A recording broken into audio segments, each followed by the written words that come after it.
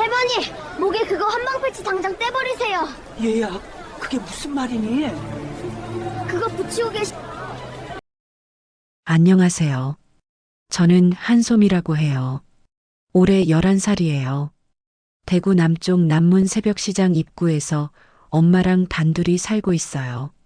엄마는 포장마차 국밥집을 하시는데 귀가 잘 안 들리셔서 제가 손님 주문도 받고 계산도 하죠.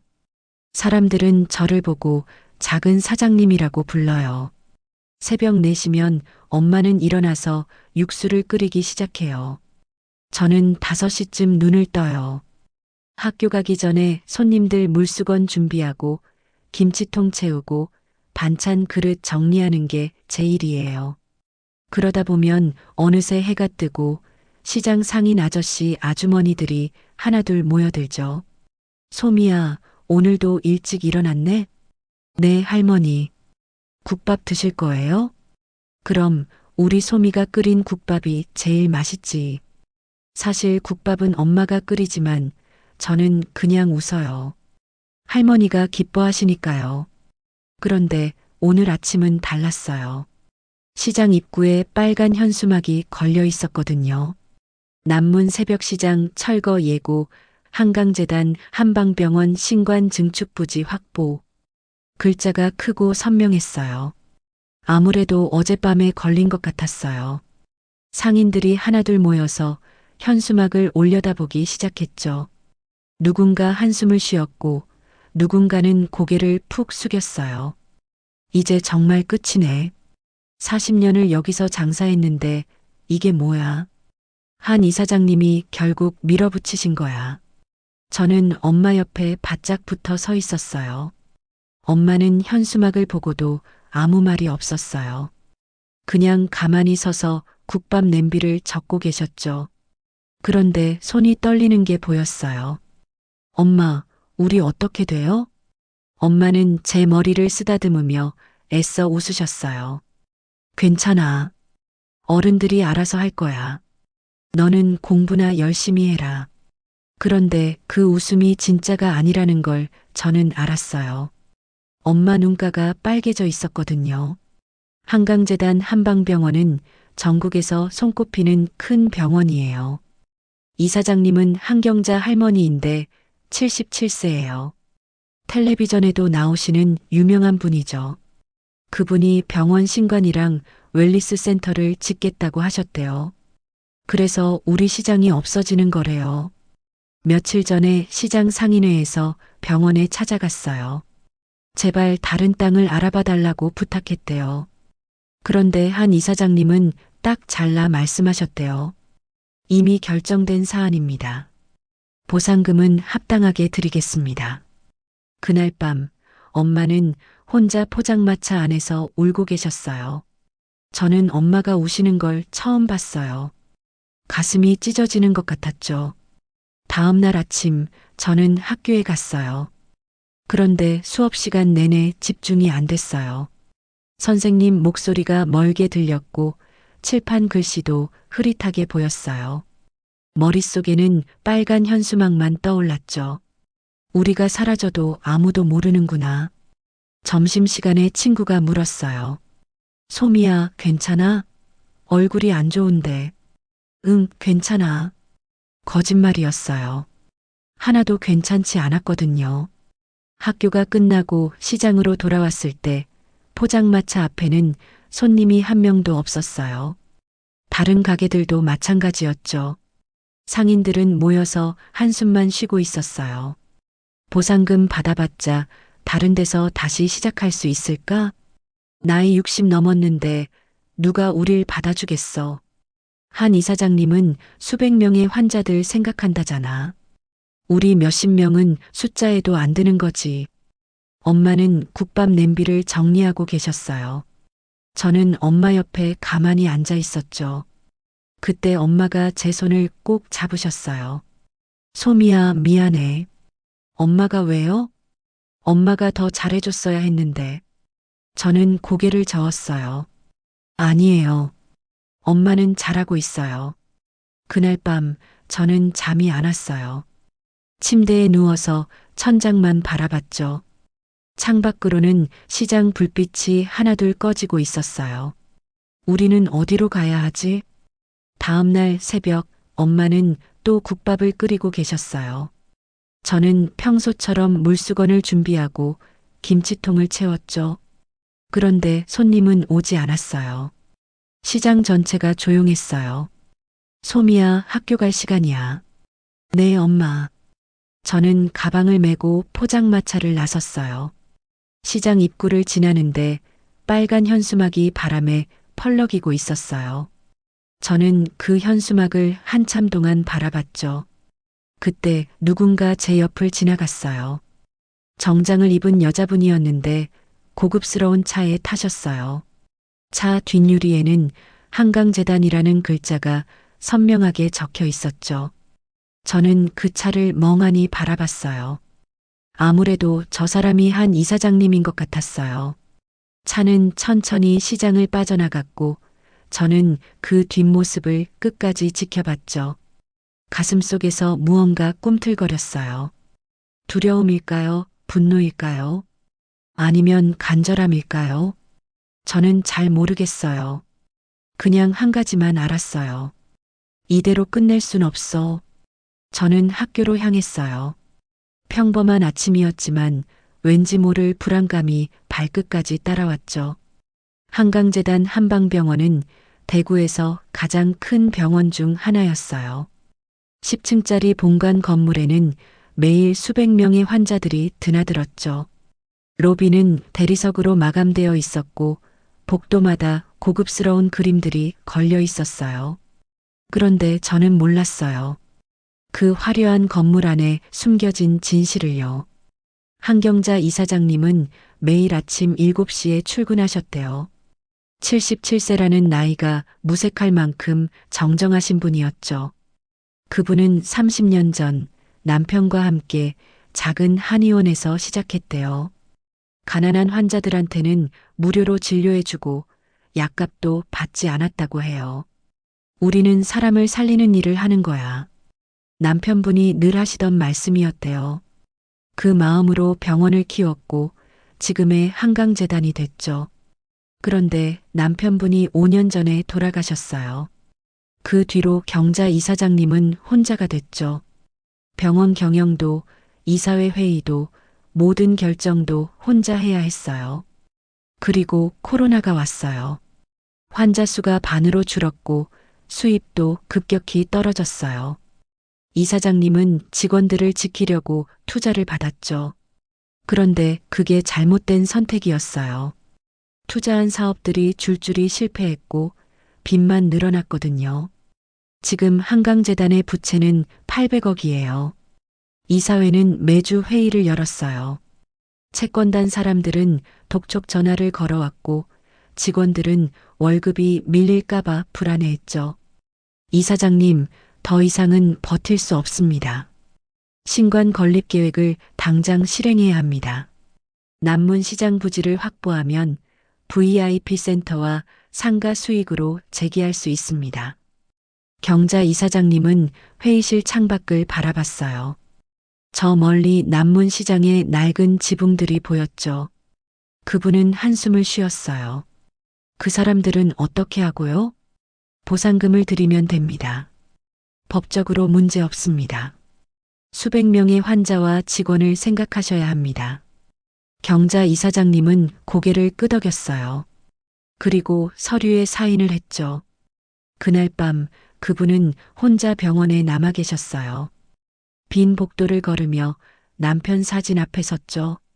여보, 내가 제대로 하고 있는 거 맞죠? 대답은 없었어요. 한재윤 부원장은 경자 이사장님의 외아들이에요. 48살이고 병원에서 2년 전부터 일하고 있죠. 그런데 사람들은 속삭였어요.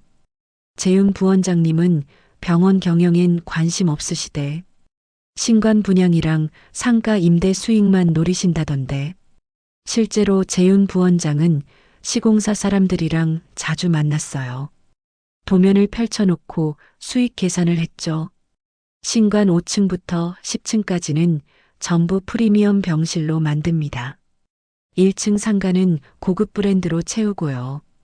예상 수익은 연간 200억입니다. 그는 계산기를 두드리며 미소 지었어요. 숫자가 딱딱 맞아떨어졌거든요. 재윤 부원장의 아내는 윤세라예요. 44살이고 병원 피부가 원장이죠. 그분은 명품 가방을 좋아하고 고급 레스토랑을 즐겼어요. 그런데 최근 들어 불만이 많아졌어요. 시어머니가 너무 오래 사시는 것 같지 않아? 세라 원장은 친구들과 차를 마시며 말했어요. 77세면 충분히 사셨잖아. 지분이랑 보험금 생각하면 우리가 빨리 받는 게 나은데. 친구들은 고개를 끄덕였죠. 세라 원장은 와인 잔을 기울이며 한숨을 쉬었어요. 남편은 맨날 어머니 눈치만 보고. 그날 저녁 재윤 부원장과 세라 원장은 집에서 저녁을 먹었어요. 식탁 위에는 고급 스테이크가 놓여 있었죠. 여보, 신관 건립되면 우리 몫은 얼마나 돼요? 세라 원장이 물었어요. 재단 지분 30%니까 대충 600억 정도? 와, 그럼 우리 완전 부자네요. 그래서 어머니한테 빨리 결정하시라고 계속 얘기하는 거야. 재윤 부원장은 와인을 마시며 웃었어요. 그런데 그 웃음이 왠지 차가워 보였죠. 며칠 뒤 저는 우연히 병원 앞을 지나가게 됐어요. 엄마가 약을 타러 가신다고 해서 따라갔거든요. 로비에 들어서는데 너무 화려해서 깜짝 놀랐어요. 소미야, 여기 앉아서 기다려.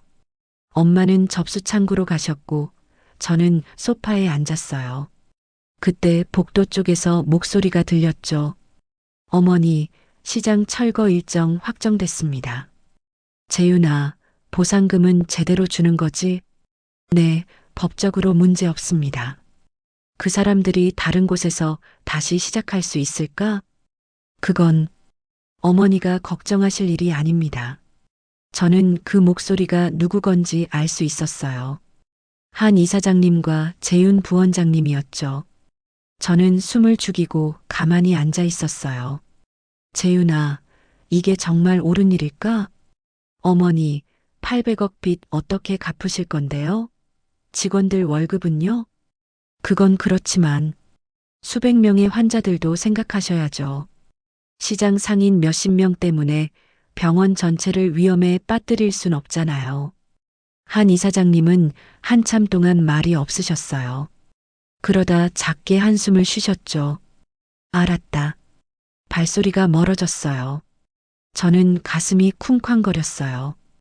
800억이라는 숫자가 귓가에 맴돌았죠.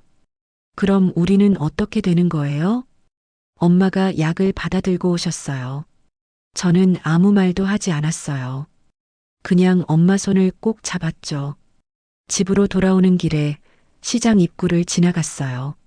상인들이 모여서 얘기를 나누고 있었어요. 보상금이 얼마나 나온대요? 평당 500만 원이래. 그걸로 뭘 해?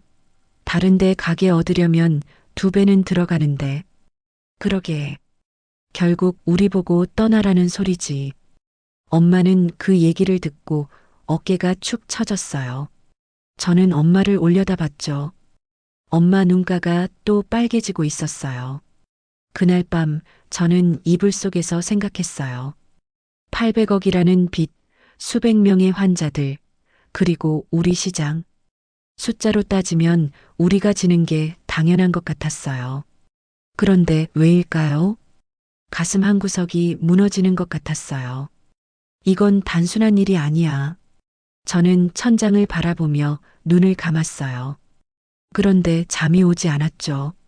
머릿속에는 한 이사장님의 한숨소리와 재윤 부원장님의 차가운 목소리가 계속 맴돌았어요.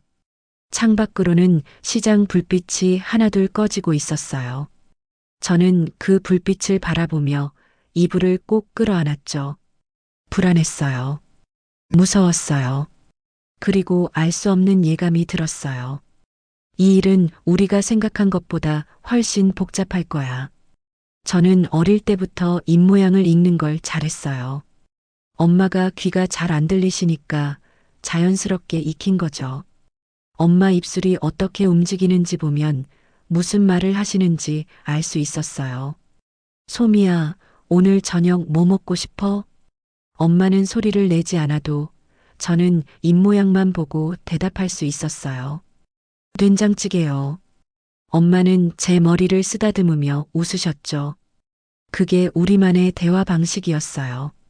그런데 그날 그 능력이 제 인생을 완전히 바꿔놓을 줄은 몰랐어요. 토요일 오후였어요. 엄마는 시장에서 국밥 배달을 하셨는데 한강재단 별관 쪽으로 가야 하는 주문이 들어왔어요. 엄마는 무거운 보온 가방을 들려고 하셨죠. 엄마, 제가 갈게요. 소미야, 너무 무거운데? 괜찮아요. 제가 할 수 있어요. 저는 보온 가방을 들고 골목을 따라 올라갔어요. 남문에서 병원 쪽으로 가는 길은 좁고 가팔랐죠. 10분쯤 걸어 올라가니 별관 건물이 보였어요. 배달을 마치고 돌아오는 길이었어요. 병원 뒤편을 지나가는데 높은 유리창이 눈에 들어왔죠. VIP층이었어요. 유리창 안쪽에는 고급스러운 사무실이 보였고 두 사람이 서 있었어요. 한재윤 부원장과 윤세라 원장이었어요. 저는 그냥 지나가려고 했어요. 그런데 두 사람의 표정이 심상치 않았죠. 재윤 부원장은 팔짱을 끼고 서 있었고 세라 원장은 뭔가를 손에 들고 있었어요. 저는 발걸음을 멈췄어요. 유리창 너머로 두 사람의 입모양이 보였거든요. 세라 원장이 먼저 입을 열었어요. 이거면 확실해요. 재윤 부원장이 고개를 끄덕였죠. 정말 안전한 거 맞아? 피부로 스며드는 맞춤형 신경독 패치예요. 저는 숨이 멎는 것 같았어요. 신경독? 패치? 세라 원장은 계속 말했어요. 건강검진 선물이라면서 목 뒤에 붙이면 돼요. 시어머니가 의심하실까? 아니요. 그냥 혈액순환 패치라고 하면 믿으실 거예요. 재윤 부원장이 창밖을 바라봤어요. 그러다 다시 세라 원장을 쳐다봤죠. 한 달만 지나면 자연스러운 노안처럼 보인대요.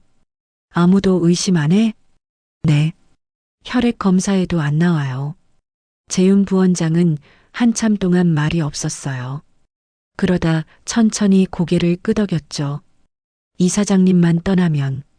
세라 원장이 그의 말을 이었어요. 지분, 보험, 재단까지 전부. 두 사람이 동시에 말했어요. 우리 거야. 저는 그 순간 온몸이 얼어붙었어요. 손이 떨렸고 다리에 힘이 풀렸죠. 가슴이 너무 빨리 뛰어서 숨을 쉴 수가 없었어요. 설마 내가 잘못 본 걸까? 저는 다시 유리창을 쳐다봤어요. 세라 원장은 작은 상자를 책상 서랍에 넣고 있었고 재윤 부원장은 휴대폰을 꺼내 들었죠. 언제 실행할 거야? 다음 주 건강검진 때요. 확실하지? 걱정 마세요. 완벽해요. 두 사람은 미소를 지었어요. 그런데 그 미소가 너무 차갑고 무서워 보였죠. 저는 뒤로 물러났어요. 그런데 그때 발밑에 깡통이 있었고 제가 그걸 밟아버렸어요. 철컥. 소리가 났어요. 작은 소리였지만 고요한 뒷골목에서는 크게 들렸죠. 재윤 부원장이 창문 쪽을 돌아봤어요. 저는 황급히 몸을 숨겼죠. 심장이 터질 것 같았어요. 뭐야? 바람 아니에요? 가서 확인해봐.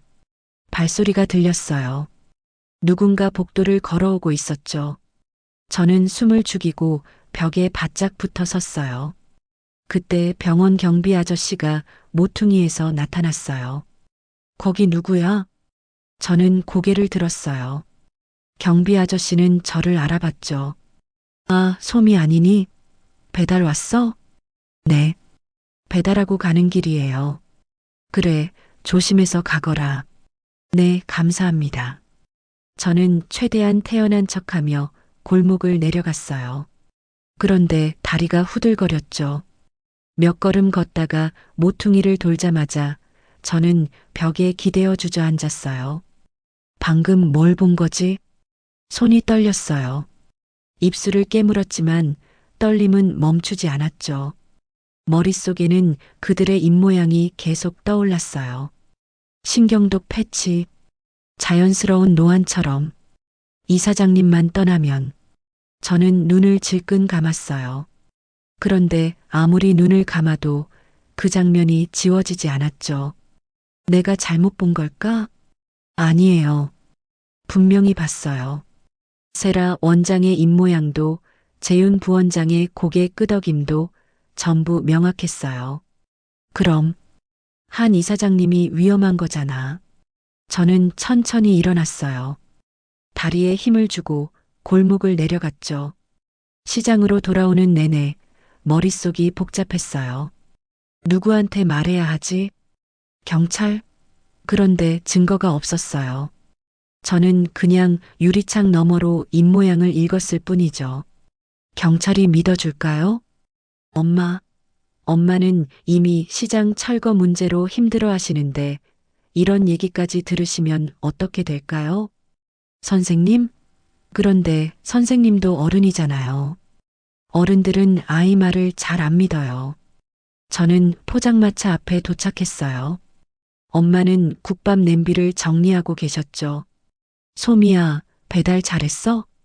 네, 엄마. 엄마는 제 얼굴을 보더니 눈썹을 찌푸렸어요. 얼굴이 왜 그래? 어디 아파? 아니에요. 괜찮아요. 저는 최대한 웃으려고 했어요. 그런데 입술이 떨렸죠. 엄마는 제 이마에 손을 얹었어요. 열은 없는데. 학교에서 무슨 일 있었어? 아니에요. 그냥 좀 피곤해요. 엄마는 걱정스러운 표정으로 저를 바라봤어요. 그러다 제 머리를 쓰다듬으셨죠. 그래, 오늘은 일찍 자거라. 네, 엄마. 그날 밤 저는 침대에 누웠지만 잠이 오지 않았어요. 천장을 바라보며 계속 생각했죠. 누군가 죽는 걸 보고 가만히 있을 순 없어. 한 이사장님은 우리 시장을 없애려는 사람이에요.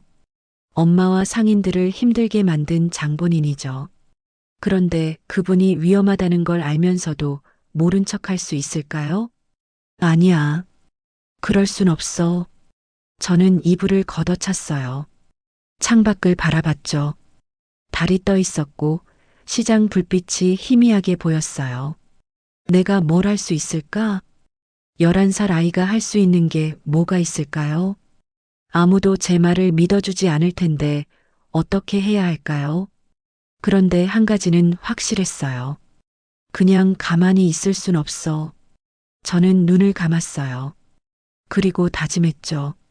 내일 아침 방법을 찾아볼 거야. 어둠 속에서 저는 혼자 누워 있었어요. 가슴이 두근거렸고 불안했죠. 그런데 동시에 작은 용기도 생겼어요. 정의감이라고 해야 할까요? 아니면 그냥 어린아이의 순수함일까요? 저는 잘 모르겠어요. 그냥 한 가지만 알았어요. 이대로 끝낼 순 없어. 창밖으로 차가운 바람이 불어왔어요. 저는 이불을 끌어안으며 눈을 감았죠. 그날 밤 저는 혼자였어요. 어둠 속에 홀로 남겨진 것 같았죠. 그런데 이상했어요. 외롭지 않았거든요. 오히려 마음 한구석에서 뜨거운 무언가가 타오르고 있었어요. 난 할 수 있어. 그렇게 밤은 깊어갔어요.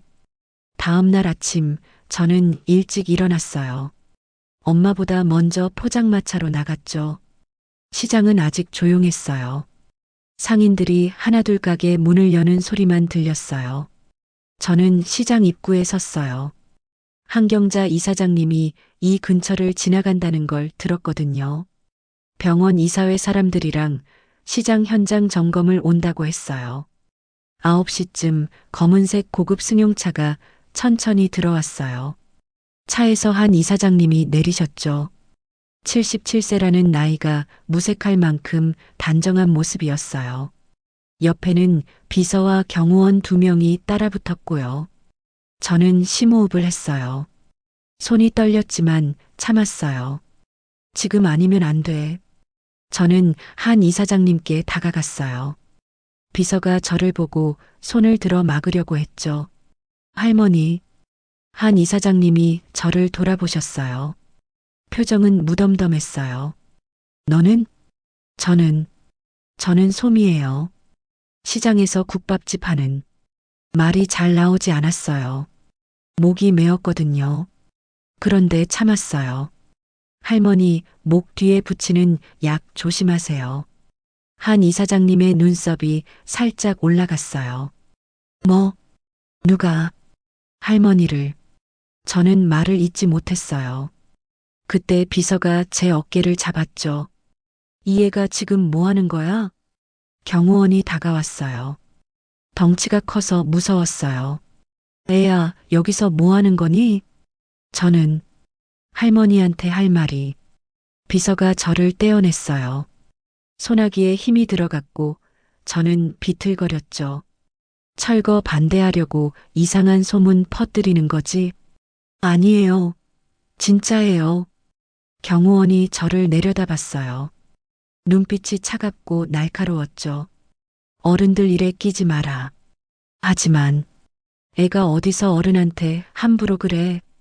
한 이사장님은 저를 한참 바라보셨어요. 그러다 고개를 저으셨죠. 애가 뭘 안다고. 그리고 돌아서셨어요. 비서와 경호원이 저를 밀어냈고 저는 그대로 바닥에 주저앉았어요. 가세요, 이사장님. 애들 장난입니다. 차가 천천히 떠나갔어요.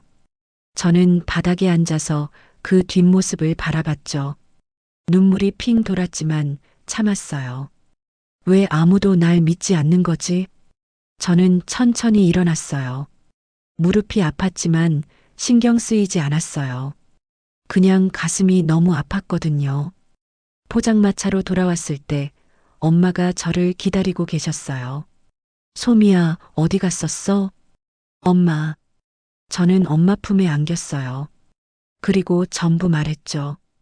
유리창 너머로 본 것, 재윤 부원장과 세라 원장의 대화, 신경독 패치, 전부요. 엄마는 한참 동안 아무 말도 하지 않으셨어요. 그러다 제 어깨를 잡으셨죠. 솜이야, 그 얘기 아무한테도 하면 안 돼. 왜요? 한 이사장님이 위험한데. 우리가 그쪽을 건드리면 철거 보상금도 못 받아. 그래도 엄마는 고개를 저으셨어요. 눈빛이 슬펐어요. 솜이야, 우리는 약한 사람들이야. 강한 사람들한테 덤비면 안 돼. 저는 엄마를 올려다봤어요. 그럼 한 이사장님은요? 그냥 죽게 내버려둬요? 솜이야, 그건.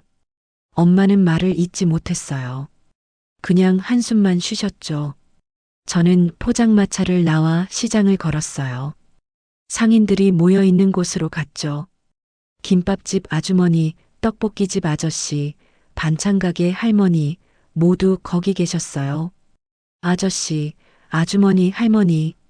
사람들이 저를 돌아봤어요. 솜이 아니니? 왜 그래?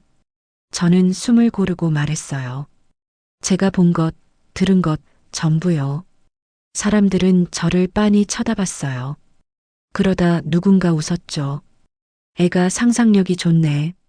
영화 너무 많이 본 거 아니야? 떡볶이집 아저씨가 제 머리를 쓰다듬었어요. 솜이야, 그런 소리 밖에서 하면 안 돼. 또라이 취급받아. 하지만 진짜예요. 김밥집 아주머니가 한숨을 쉬었어요. 솜이야, 우리도 힘든데 이상한 소문까지 나면 어떡해? 보상금이라도 제대로 받아야 되는데 우리가 괜히 시비 걸면 더 손해야. 저는 고개를 저었어요. 저는 거짓말 안 했어요. 정말 봤다고요. 반찬가게 할머니가 제 손을 잡으셨어요. 알았어, 알았어. 솜이 마음은 고맙지만 어른들이 알아서 할게. 할머니, 이제 집에 가서 쉬렴. 학교 공부나 열심히 하고. 사람들이 흩어졌어요. 저는 그 자리에 혼자 남았죠. 발이 떨어지지 않았어요. 아무도 날 믿지 않아. 저는 천천히 집으로 돌아왔어요. 방문을 닫고 침대에 누웠죠. 천장을 바라봤어요. 눈물이 흘러내렸지만 소리는 내지 않았어요. 내가 뭘 잘못했지? 저는 진실을 말했을 뿐이에요. 한 이사장님을 구하려고 했을 뿐이죠. 그런데 왜 아무도 믿어주지 않는 걸까요? 나는 11살이니까? 어린아이는 말해도 소용없으니까? 가슴이 터질 것 같았어요. 분노와 무력감이 동시에 밀려왔죠. 그날 밤 엄마가 방에 들어오셨어요. 제 옆에 앉으셨죠. 소미야, 자고 있니? 저는 대답하지 않았어요. 그냥 가만히 누워 있었죠. 엄마는 제 등을 쓰다듬으셨어요. 소미야, 엄마가 미안해. 우리가 그 할머니보다 약한 사람들이야. 우리는 싸워도 이길 수 없어. 엄마 목소리가 떨렸어요. 엄마도 우시는 것 같았죠. 엄마는 너를 지키고 싶어. 그래서 위험한 일은 하지 말라는 거야. 저는 이불을 꼭 잡았어요. 엄마 말이 이해가 됐어요. 엄마는 저를 사랑하니까 말리는 거죠. 그런데 그게 더 슬펐어요. 우리는 왜 약할까? 우리는 왜 싸울 수 없을까? 엄마는 한참 동안 제 등을 쓰다듬다가 방을 나가셨어요. 문이 닫히는 소리가 들렸죠. 저는 천천히 몸을 일으켰어요. 창밖을 바라봤죠. 달이 구름에 가려져 있었어요. 어둠만 가득했어요. 나는 이대로 포기할 거야? 아무도 믿어주지 않으니까 그냥 잊을 거야? 아니에요. 절대 아니에요. 저는 주먹을 쥐었어요. 손톱이 손바닥에 박혔지만 아프지 않았어요. 다시 일어서야 돼. 내가 할 수 있는 걸 찾아야 해. 눈물을 닦았어요. 그리고 깊게 숨을 들이마셨죠. 아무도 날 안 믿어도 괜찮아. 나만 진실을 알면 돼. 저는 책상 서랍을 열었어요. 공책과 펜을 꺼냈죠. 그리고 적기 시작했어요. 내가 본 것, 재윤 부원장과 세라 원장의 대화, 신경독 패치, 다음 주 건강검진, 전부 적었어요. 하나도 빠뜨리지 않고요. 증거가 필요해. 사람들이 믿을 수 있는 증거. 저는 펜을 내려놓고 공책을 바라봤어요.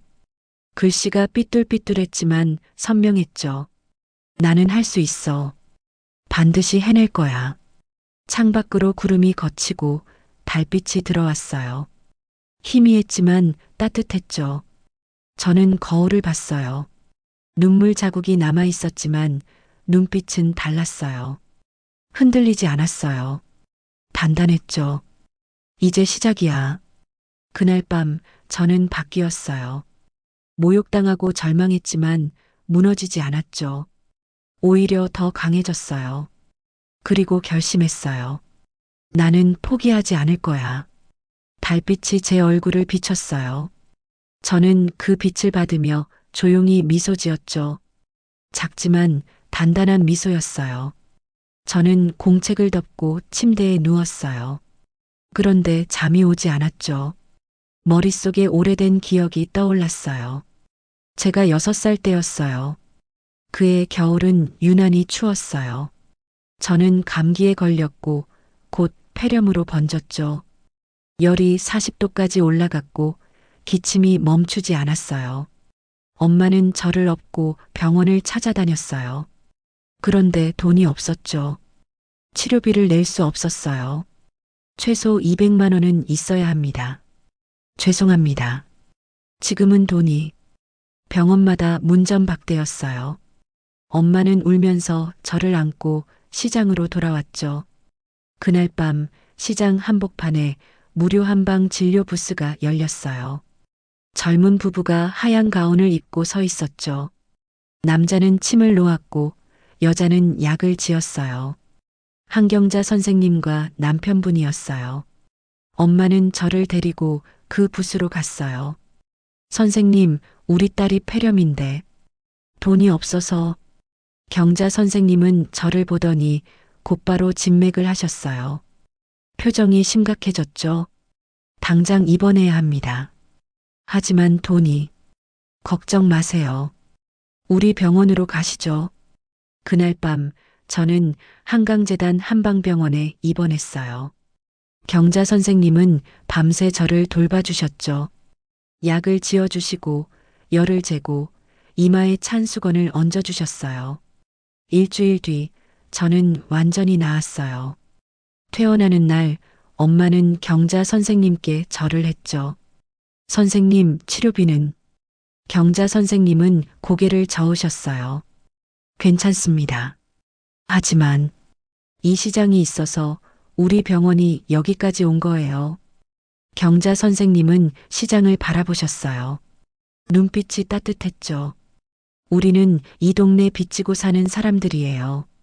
그때 옆에 계시던 남편분이 웃으며 말씀하셨어요. 우리는 사람을 살리는 일을 하는 거야. 저는 그 말을 지금도 기억해요. 선명하게요. 그 기억이 지금 제 머릿속에 떠올랐어요. 저는 눈을 떴죠. 천장을 바라보며 생각했어요. 저 할머니는 완전히 나쁜 사람이 아니야. 경자 할머니는 제 목숨을 구해주셨어요.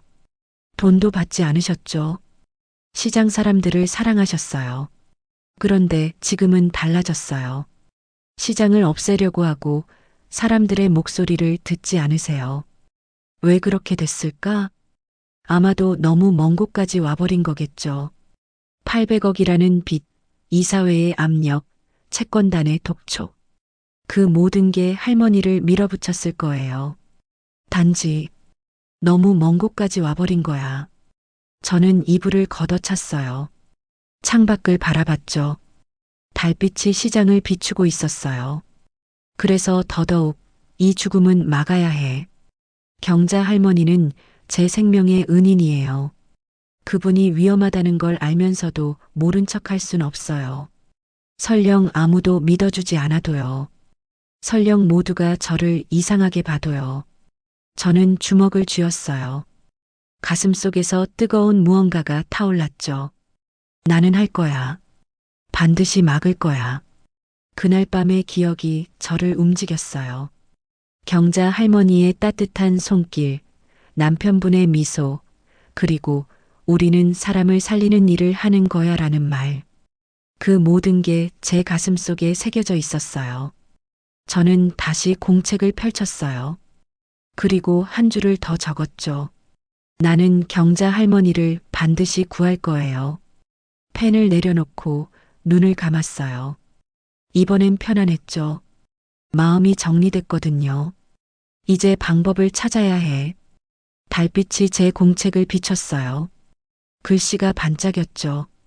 저는 그 빛을 바라보며 조용히 미소 지었어요.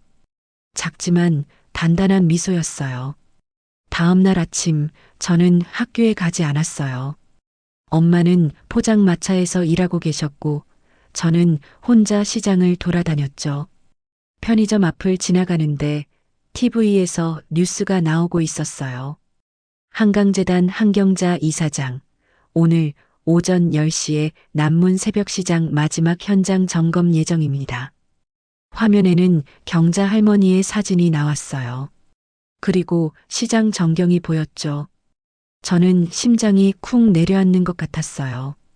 오늘이야. 오늘 세라 원장이 패치를 붙일 거야. 저는 뛰기 시작했어요. 집으로 돌아가서 공책을 챙겼죠.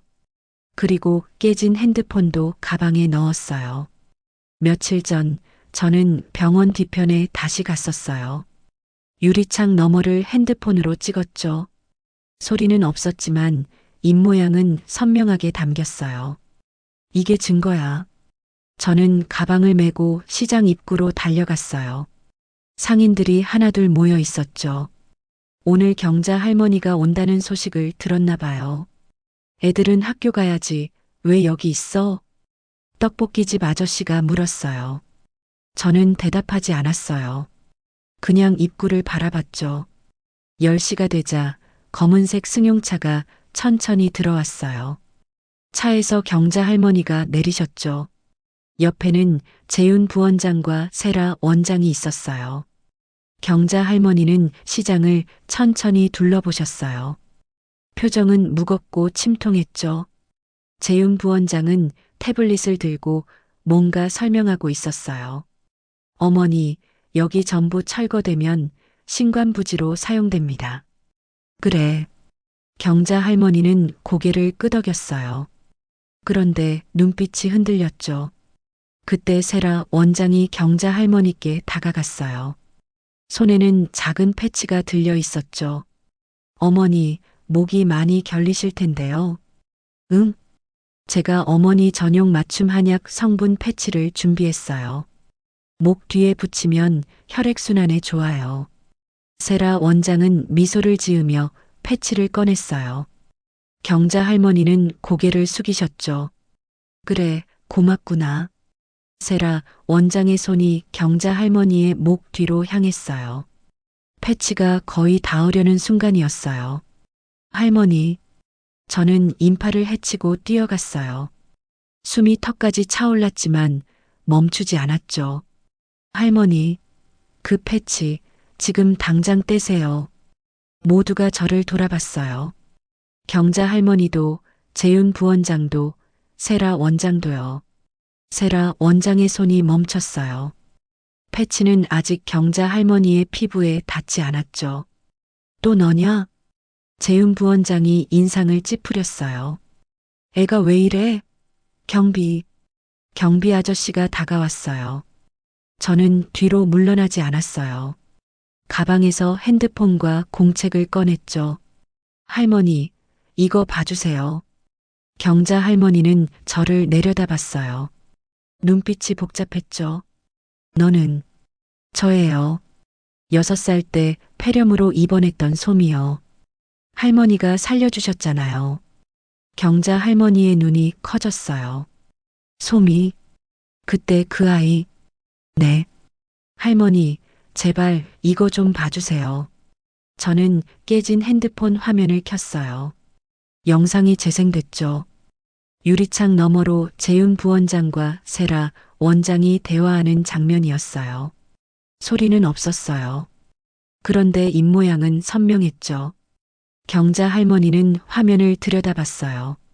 재윤 부원장이 제 핸드폰을 빼앗으려고 했지만 경자 할머니가 손을 들어 막으셨어요. 잠깐. 영상 속에서 세라 원장의 입이 움직였어요.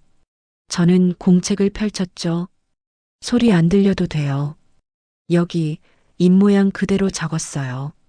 공책에는 제가 읽어낸 대화가 빼곡히 적혀 있었어요.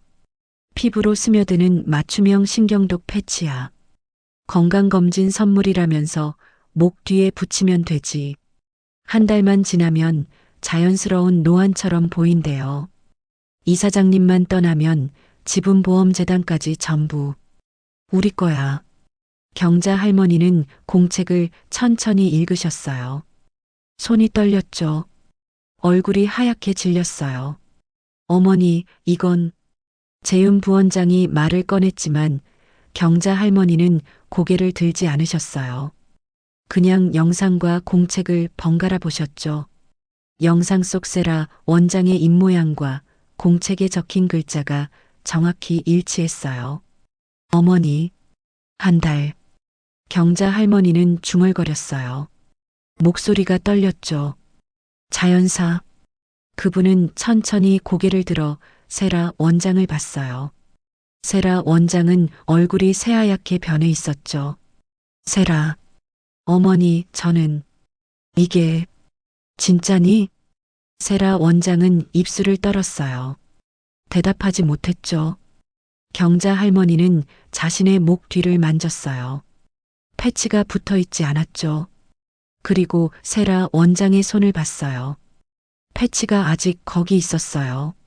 이게 그거구나. 경자 할머니의 목소리가 갈라졌어요.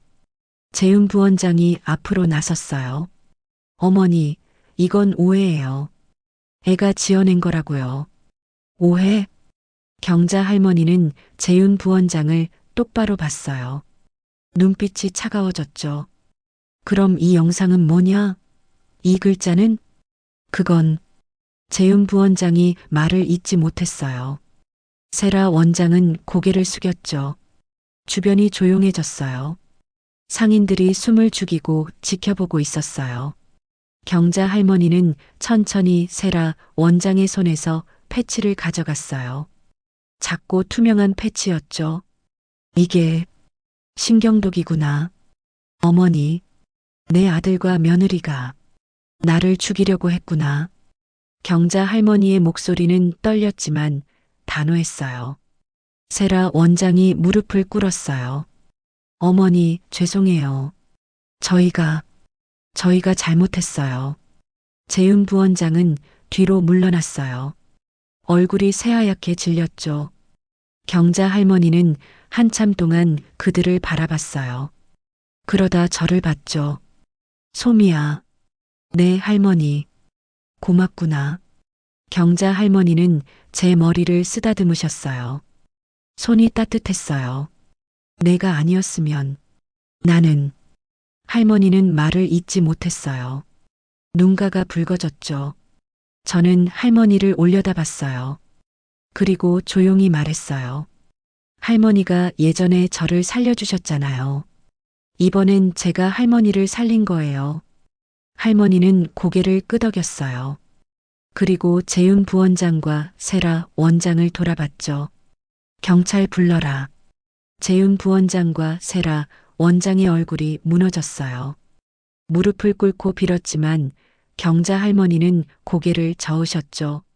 내가 너무 먼 곳까지 왔구나. 할머니는 시장을 바라봤어요. 낡은 지붕들, 상인들의 얼굴들, 그리고 저를요. 이제 돌아가야겠구나. 주변은 여전히 조용했어요. 그런데 그 침묵 속에서 뭔가 달라지고 있었어요. 판세가 뒤집히고 있었죠. 경자 할머니는 세라 원장의 손에서 패치를 가져가셨어요. 그리고 비서에게 건네셨죠. 이거 비닐에 밀봉해서 병원 독성 검사실로 즉시 보내. 네, 이사장님. 비서는 패치를 조심스럽게 비닐에 넣었어요. 재윤 부원장이 앞으로 나섰죠. 어머니, 그럴 필요 없어요. 오해예요. 오해인지 아닌지는 검사 결과가 말해줄 거다. 경자 할머니의 목소리는 차갑고 단호했어요. 재윤 부원장은 더 이상 말하지 못했죠. 병원으로 돌아간다. 너희 둘도 따라와. 경자 할머니는 차에 올라타셨어요. 재윤 부원장과 세라 원장도 뒤따라 탔죠. 차가 천천히 떠났어요. 저는 그 뒷모습을 바라봤어요. 가슴이 두근거렸죠. 이제 끝나는 건가? 상인들이 저를 둘러쌌어요. 소미야, 방금 그게 무슨 일이었어? 한 이사장님이 위험했던 거야? 저는 고개를 끄덕였어요. 그리고 전부 설명했죠. 사람들은 입을 다물지 못했어요. 세상에. 그럼 우리가 소미 말을 안 믿었을 때 떡볶이집 아저씨가 제 어깨에 손을 얹었어요. 소미야, 미안하다. 우리가 너를 믿어줬어야 했는데. 괜찮아요. 저는 웃으며 말했어요. 정말 괜찮았거든요. 오후 3시 한강재단 한방병원 VIP 식당이었어요. 경자 할머니는 테이블에 앉아 계셨어요.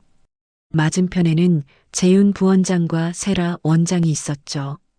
둘 다 고개를 숙이고 있었어요. 문이 열리고 비서가 들어왔어요. 손에는 서류가 들려 있었죠. 이사장님, 독성 검사 결과입니다. 경자 할머니는 서류를 받아들었어요. 천천히 읽으셨죠.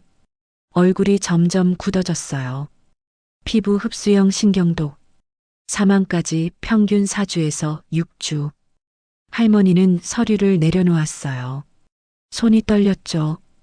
검출된 성분은 자연사로 위장이 가능하며 혈액 검사로는 추적이 어렵다.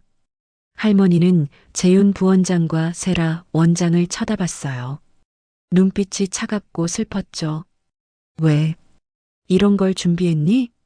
재윤 부원장은 고개를 들지 못했어요. 세라 원장도 침묵했죠. 말해봐라. 왜? 경자 할머니의 목소리가 떨렸어요. 분노가 아니었어요. 슬픔이었죠. 재윤 부원장이 천천히 입을 열었어요. 어머니, 저희도 살아야 했어요. 살아야 한다고? 병원 부채가 800억이에요. 채권단은 매일 독촉하고 이사회는 압박하고 저희는 숨이 막혔어요. 재윤 부원장의 목소리가 떨렸어요. 그리고 어머니는 77세예요. 이미 충분히 사셨잖아요. 충분히 살았다고? 경자 할머니는 믿을 수 없다는 표정으로 아들을 봤어요. 세라 원장이 고개를 들었어요. 눈빛이 날카로웠죠. 맞아요. 70이 넘도록 충분히 살았어요. 세라, 우리는 우리 인생을 지킨 것뿐이에요. 어머니가 돌아가시면 지분이랑 보험금으로 병원도 살리고 우리도 살 수 있어요. 세라 원장은 테이블을 쳤어요. 우리가 뭘 잘못했어요? 우리도 살고 싶었을 뿐이에요. 경자 할머니는 한참 동안 세라 원장을 바라봤어요. 그러다 천천히 고개를 저으셨죠. 살고 싶은 게 사람을 죽여도 되는 이유가 되니? 그것도 내 시어머니를, 내 남편의 어머니를. 세라 원장은 입술을 깨물었어요. 대답하지 못했죠. 경자 할머니는 비서를 불렀어요. 경찰 불러. 네, 이사장님. 재윤 부원장이 벌떡 일어났어요. 어머니, 제발. 우리 혈육이잖아요. 혈육? 경자 할머니는 차갑게 웃었어요. 혈육이 혈육을 죽이려고 했는데 그게 무슨 의미가 있니? 어머니, 나는 내 어머니가 아니다. 이제부터는 남이다. 재윤 부원장은 무릎을 꿇었어요. 세라 원장도 따라 무릎을 꿇었죠. 어머니, 죄송합니다. 용서해 주세요. 용서? 경자 할머니는 고개를 저었어요. 용서는 내가 할 수 있는 게 아니다. 법이 판단할 거다. 10분 뒤 경찰이 도착했어요. 재윤 부원장과 세라 원장은 수갑을 찬 채 연행됐죠. 이사장님, 조사 협조 부탁드립니다. 알겠습니다. 경자 할머니는 두 사람이 끌려가는 모습을 바라봤어요. 표정은 무너져 있었죠. 비서가 조심스럽게 물었어요. 이사장님, 괜찮으세요? 괜찮을 리가 있나? 할머니는 창밖을 바라봤어요. 저 멀리 남문시장의 지붕이 보였죠. 내가 언제부터 저 아이보다 더 잔인해졌을까? 이사장님, 11살 아이가 옳고 그름을 아는데 나는 숫자만 봤구나. 경자 할머니는 눈을 감았어요. 눈가가 촉촉했죠. 다음 날 한강재단 이사회가 열렸어요. 경자 할머니는 이사들 앞에 섰어요. 손에는 서류가 들려 있었죠. 시장 철거 계획 전면 중단합니다. 이사들이 웅성거렸어요. 이사장님, 그럼 부채는 어떻게 하시려고요? 신관 건립 없이는 병원이 버틸 수 없습니다. 경자 할머니는 서류를 테이블에 내려놓았어요. 우리는 사람을 살려야 하는 병원입니다. 삼터를 빼앗는 기업이 아니에요. 이사 중 한 명이 일어났어요. 이사장님, 감정적으로 결정하시는 겁니까? 감정이 아닙니다. 경자 할머니는 또렷하게 말했어요. 우리 병원은 저 시장 사람들 덕분에 여기까지 왔어요. 우리는 이 동네 빚지고 사는 사람들이에요. 하지만 남편과 제가 처음 시작했을 때 했던 말 기억하십니까? 우리는 사람을 살리는 일을 하는 거라고. 경자 할머니는 창밖을 바라봤어요. 저는 그 약속을 지킬 겁니다. 부채는 다른 방법으로 해결하겠습니다. 이사들은 더 이상 말하지 못했어요. 회의가 끝나고 경자 할머니는 혼자 복도를 걸었어요. 발걸음은 느렸지만 가벼워 보였죠. 비서가 다가왔어요. 이사장님, 남문시장에서 연락이 왔습니다. 감사하다고. 감사는 내가 해야지. 네. 저 아이들이 나를 살렸어.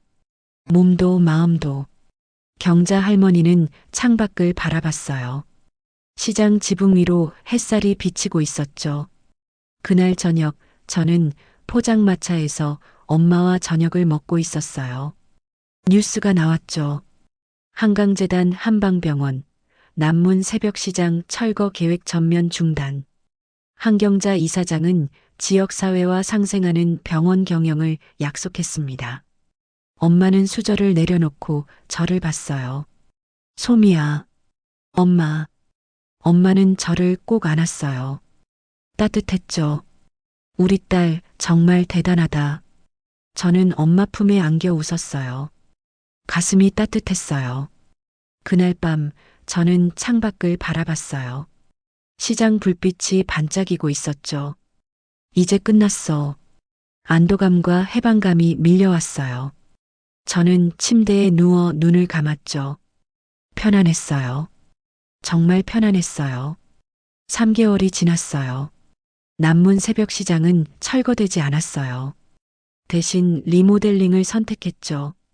낡은 지붕은 새로 고쳤고 골목 바닥도 깨끗하게 포장했어요. 그리고 시장 2층 일부와 뒷골목 빈 건물을 고쳐서 새로운 진료소가 생겼어요.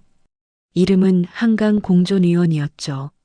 무료로 또는 저렴하게 진료를 받을 수 있는 곳이었어요. 개원식 날 경자 할머니가 리본을 자르셨어요. 시장 사람들이 박수를 쳤죠.